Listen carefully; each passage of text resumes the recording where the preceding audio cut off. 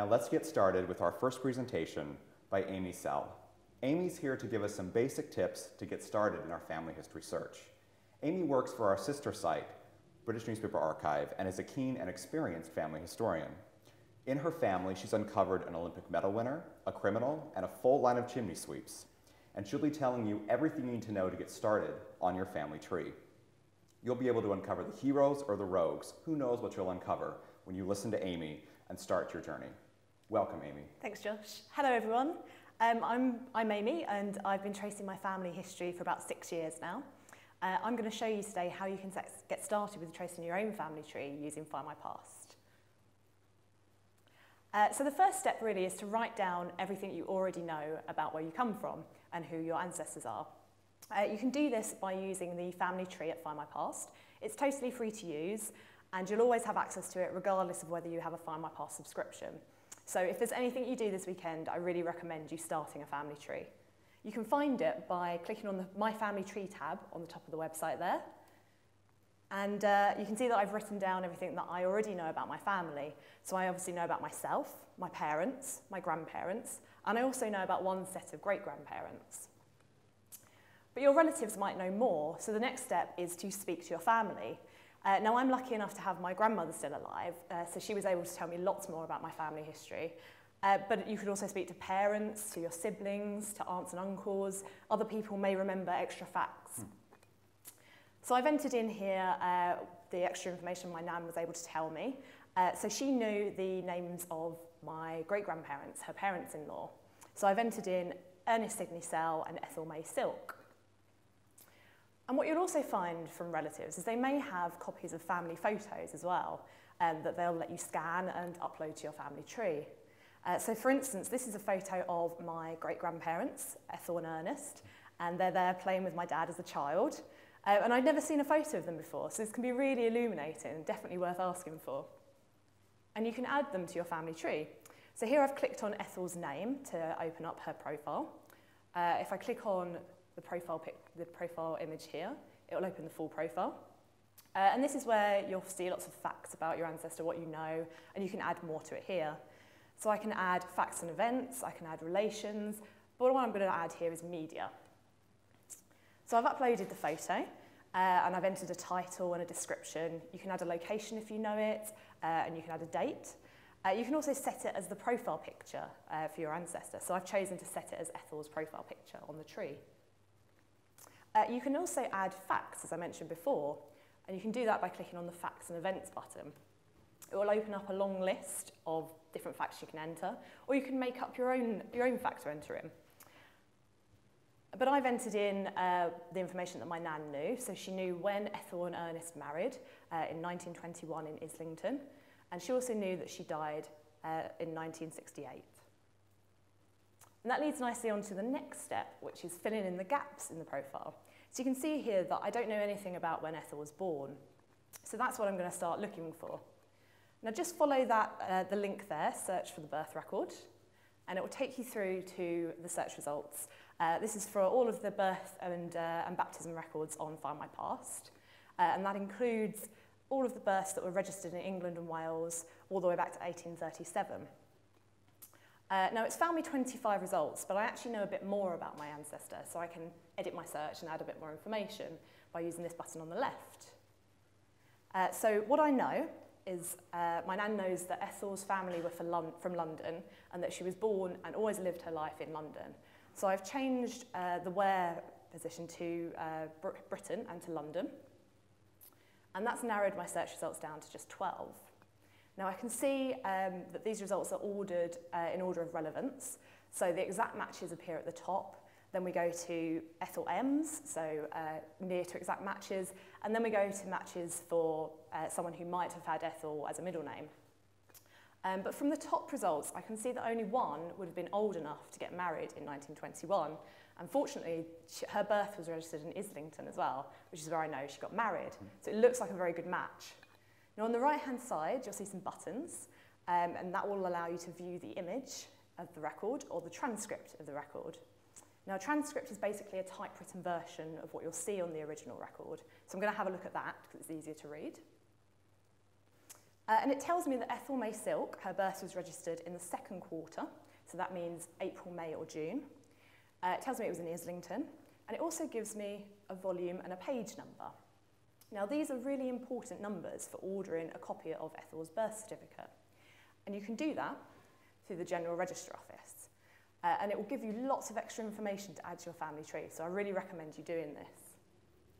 This is what they'll look like when they arrive. If I just zoom in a bit there for you, you can see that it tells me the exact date that Ethel was born. So she was born on the 14th of May, 1895, exactly where, 40 Arlington Street. I'm also told her parents' names.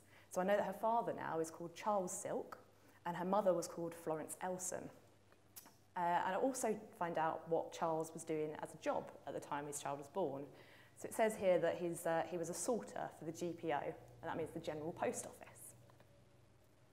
So I've added that into my family tree, and the next step is basically to learn a bit more about the parents. So I know now that Ethel's father was Charles and her mother was Florence. Find a bit more about them. So I can open up Charles's profile, and you can see I've added in some facts here. So I've added in that he had a child born and that he was a sorter for the General Post Office in 1895. I've also added that he had a wife, Florence. And that's what I'm going to have a look for now. I'm going to have a look for their marriage record. So again, if you follow the link in the tree, it will take you through to the results. And again, these record all of the marriages that occurred in England and Wales all the way back to 1837. And you can see it's just one result there. That's very handy. It's in Holborn in London, which is very close to Islington, so it looks very likely. And I'm going to have a look at the transcript.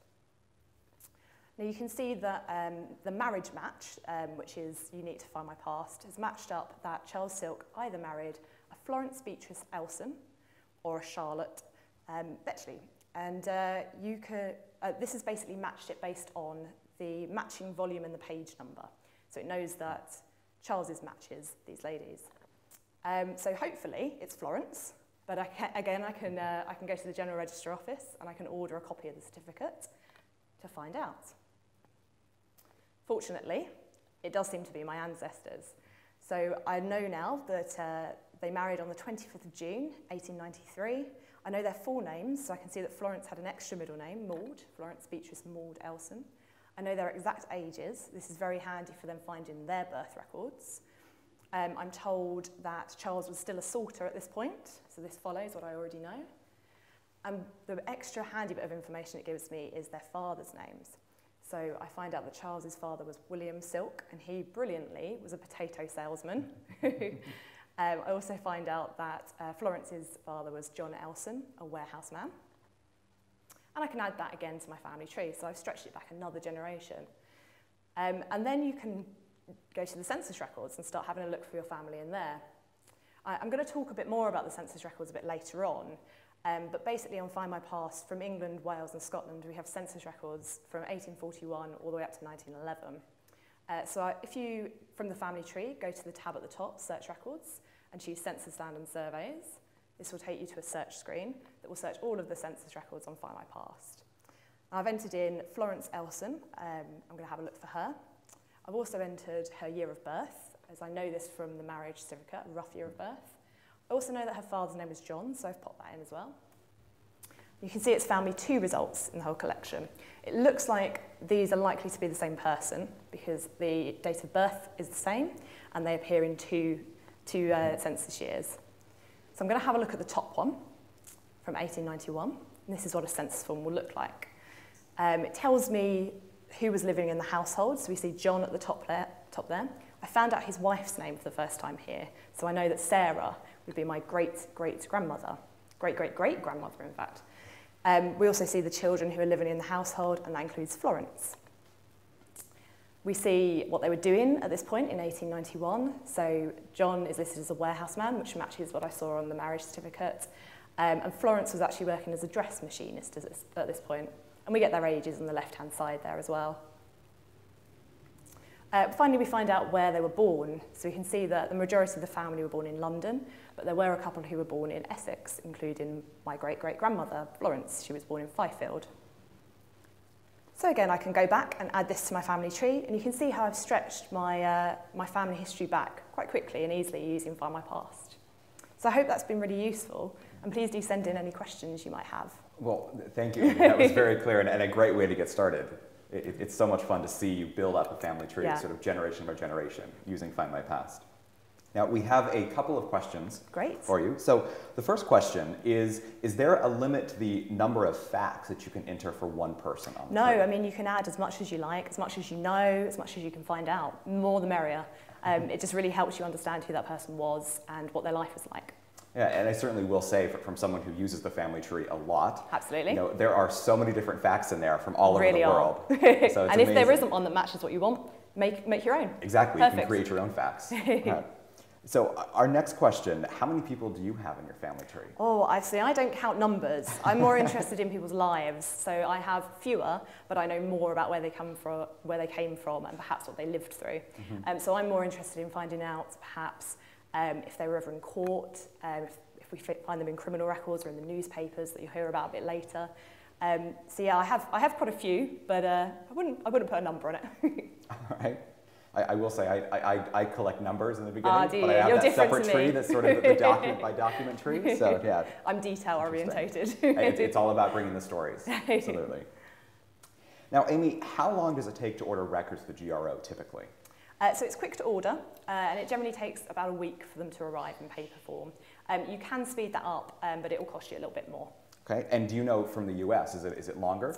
I'm afraid I don't know. I'd have to ask you that question, right. Josh. Well, I was going to say, sometimes it depends. It can be 2 weeks or 3 weeks in there, but usually they come pretty quickly. That's good. Unless you have a friend here in London, and I can come knocking ship my it colleagues. over. Yeah, absolutely. Can export those records quite quickly. Amy, what is the strangest thing that you've ever found in the records? The strangest thing. Well, if you tune back in to my census talk in about 15-20 minutes' time, I'll actually show you something I found this week. So I find unusual things all the time, but I love the little details. So in the 1911 census forms, you'll see, that's actually your ancestors' handwriting you see in those forms. So I found a new record for one of my ancestors this week.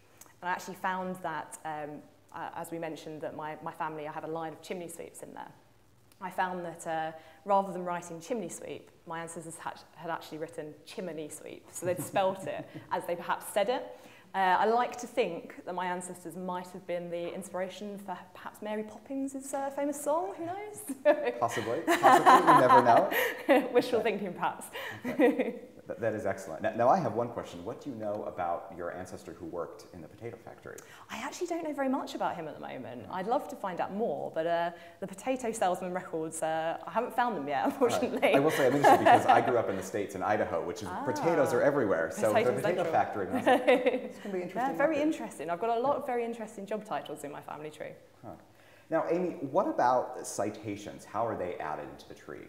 So you can add the source that you found facts from when you're adding the facts. So in each of the facts that I've added, I can say that it's from my grandmother, or I could say that I found it from a marriage record. So it really helps you, when you're sharing your family history with other people, find out how you know this about the person, whether it's just hearsay or whether you've proven it with a record at Findmypast. Okay.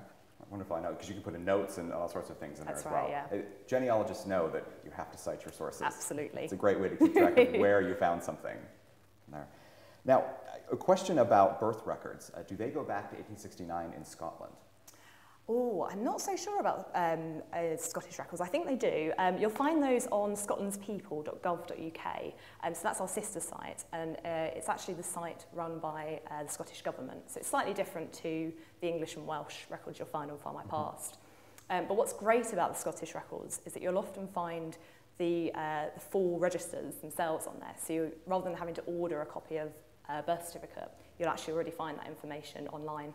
So Scotland's People, if you're Scottish, have a lot of Scottish family, I'd recommend going and have a look there. Wonderful. Now, one more question I have. So Amy, you mentioned your grandmother a lot. Yep. Did you get any interesting stories about her life? I love her telling me about how she met my grandfather, because you kind of don't sort of think of them as people. It seems weird, but they've always just been my grandparents. But obviously they were young, they met, they fell in love, and it's lovely to hear what he was like as a person when he was younger. So that's what I really loved hearing from my grandmother, and how I remember she told me when she fell in love when he walked down the stairs and he had very blue eyes. It's wonderful. Something to put in as a story in your That's tree it, that you yeah. could add in. Yeah, absolutely. All right, and what is the sort of thing about family history that you love the most? Oh, I love finding out the stories about what our ancestors lived through. So the 1911 census is great for that because it will give you lots of little extra tidbits. Also, newspapers are brilliant. They'll tell you stories about perhaps what happened to your ancestors that aren't recorded in birth records or marriage records or death records. So yeah, it's the stories that really drive me, finding out what life was like for them. All right. Absolutely. It sounds great. I know we're going to hear all about newspapers and census records more this afternoon. Stay tuned. So, yeah, a lot to learn. All right. Well, we will take a brief break and be back with our next session. Thank you so much, Amy. Thanks, Josh.